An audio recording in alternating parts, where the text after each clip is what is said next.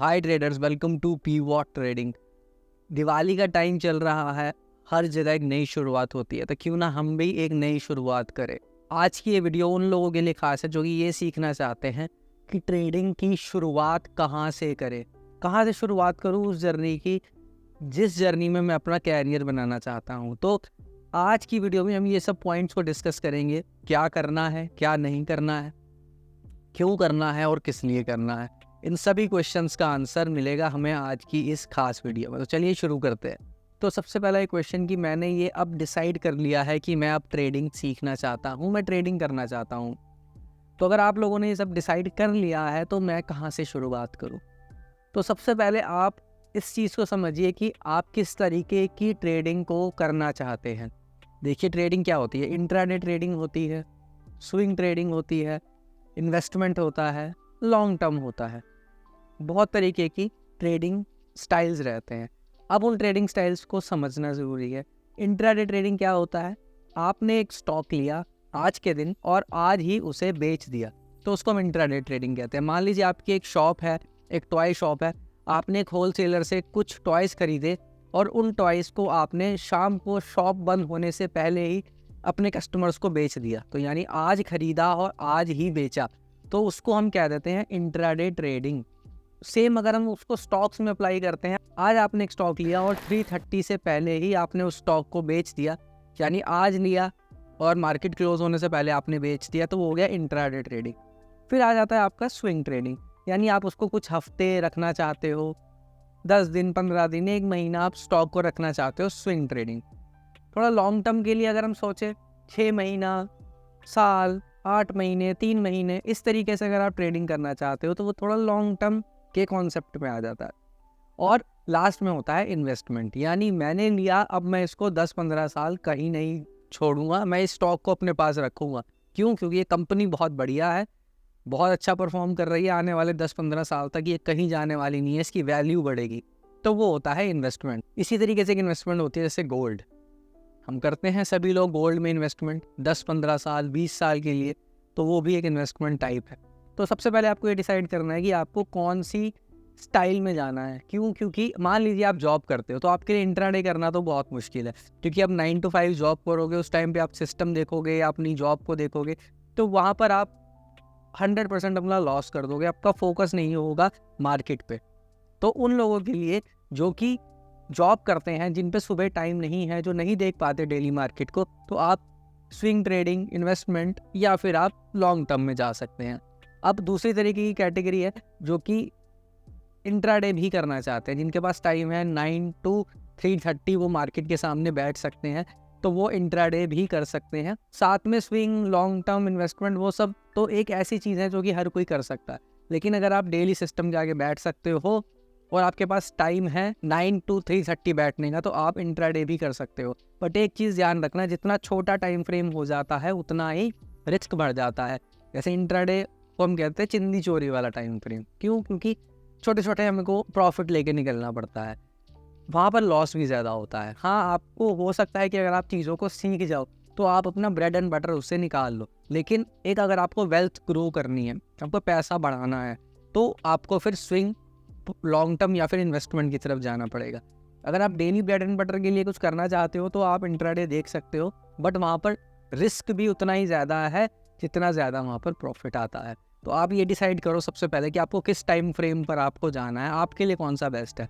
इसके बाद हमें चार्ट्स को पढ़ना सीखना है। तो सबसे पहले उसके लिए आप कैंडल स्टिक्स को पढ़ना सीखिए कि कैंडल क्या होती है, कैसे बनती है वो कैंडल, क्या प्राइस बताती है, क्लोजिंग, ओपनिंग, हाई, लो, ये सब आप कैंडल्स के बारे में पढ़ो। जब आप कैंडल स्टिक्स के बारे में सीख जाओ तो फिर आप जा सकते हो इंडिकेटर्स पे, यानी मूविंग एवरेजेस हो गए, वॉल्यूम इंडिकेटर, प्राइस एक्शन के बहुत सारे इंडिकेटर्स हैं, RSI हो गया, VWAP हो गया, आप इनके बारे में पढ़ो।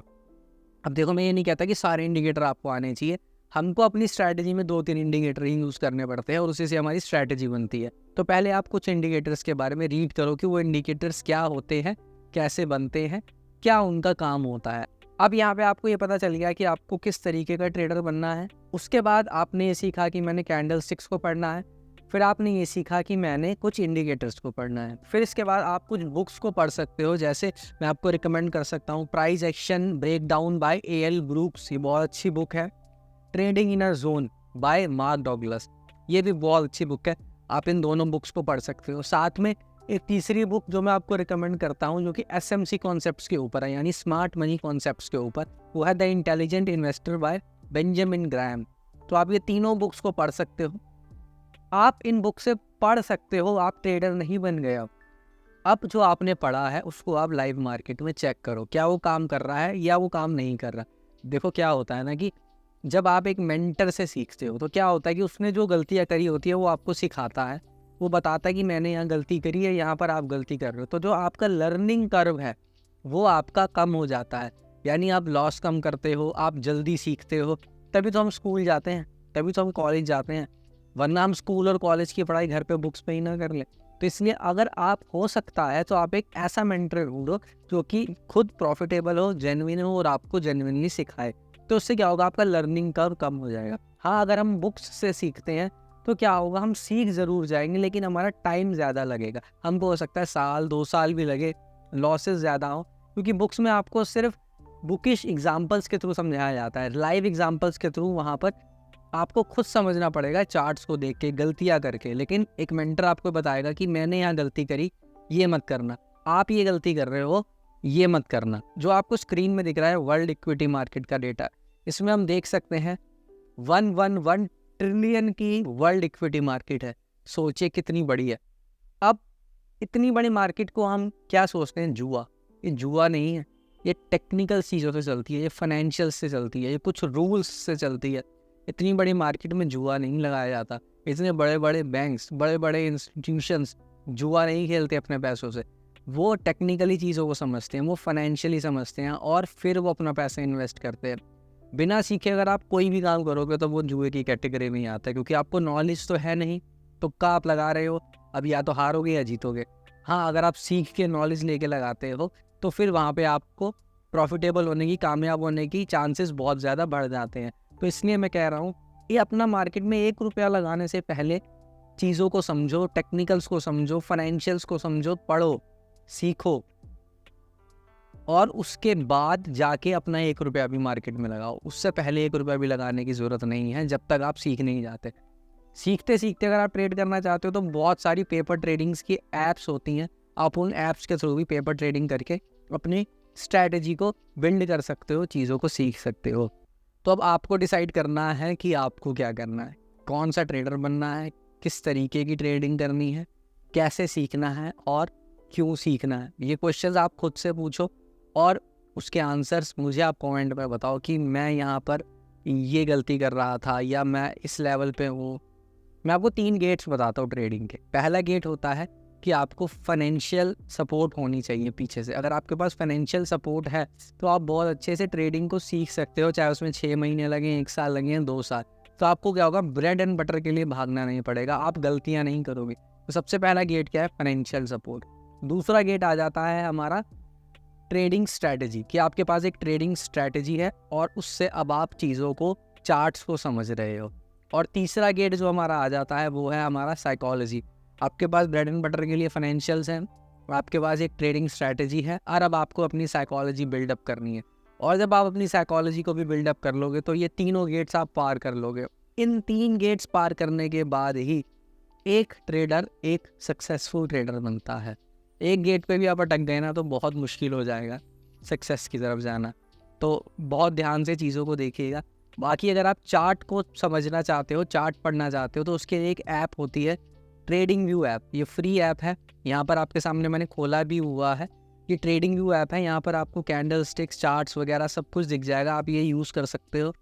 ट्रेड करने के लिए एक अच्छा ब्रोकर यूज़ करो, एक अच्छे ब्रोकर को देखो, समझो, उसकी जानकारी लो और उस ब्रोकर के साथ अपना अकाउंट खुलवाओ और वहाँ पर जाके आप बाइंग या सेलिंग जो भी आप करना चाहते हो वो आप कर सकते हो।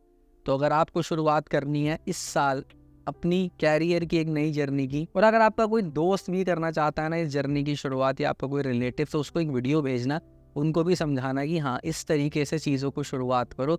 ये नहीं कि जाते ही पैसा लगा दिया और पैसा डुबा दिया और उसके बाद जुआ कहने लग गए हम शेयर मार्केट को।